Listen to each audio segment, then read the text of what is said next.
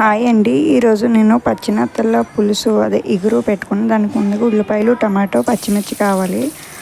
ఒక కళాయి పెట్టుకొని అందులోనే ఏంటంటే నూనె వేసి ఉల్లిపాయలు వేస్తున్నానండి. ఉల్లిపాయలు కొంచెం ఫ్రై అయ్యాక అందులోనే పచ్చిమిర్చి వేస్తున్నాను. ఇప్పుడు ఫ్రై అవుతుంది కదండి, కొంచెం ఉల్లిపాయలు కలర్ మారాక అందులోకి జింజర్ గార్లిక్ పేస్ట్ వేస్తున్నానండి. అది వేసి బాగా కలిపాక టమాటోస్ వేస్తున్నాను. టమాటోస్ కూడా వేసి కలిపి అందులోనే కొంచెం సాల్ట్ వేస్తున్నానండి. నేనైతే ఎక్కువ కల్లుప్పు అంటే చేపలకనే కాదండి, దేనికైనా ఎక్కువ నేను కల్లుప్పే వాడతాను.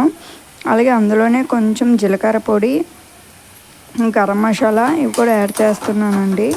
యాడ్ చేసి బాగా ఫ్రై అయ్యాక అందులోకే కొంచెం కారం, పసుపు, మనం కారం ఎక్కువ తీసుకోండి, కారం ఎక్కువ యూజ్ చేసుకోవచ్చండి. అవి కూడా వేసి బాగా ఫ్రై చేస్తున్నానండి. ఫ్రై చేశాక కొంచెంసేపు మూత పెట్టుకోవాలి. మూత పెట్టుకుంటే బాగా టమాటా అనేది బాగా మగ్గుతుంది కదండి, మెత్తగా అవుతుంది.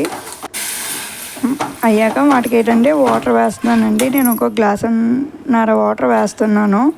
మనం తీసుకున్న ఫిష్ బట్టి మనం వాటర్ అనేది అడ్జస్ట్ చేసుకోవచ్చు. వాటర్ బాగా బాయిల్ అయ్యాక అందులోనే నెత్తళ్ళు వేస్తున్నానండి. మనం నెత్తళ్ళు అంటే ఫ్రై చేసుకొని కూడా కర్రీ వండుకోవచ్చు. నేనైతే ఏం ఫ్రై చేయలేదండి, జస్ట్ డైరెక్ట్గా వేసేస్తున్నాను. ఎందుకంటే పచ్చి నత్తళ్ళు అనేది జబ్బు లేని చేప అండి. ఇంకే చేప తిన్నా కొంతమందికి పడపొచ్చు, ఎలర్జీలు ఇంకేమైనా రాకపోవచ్చు.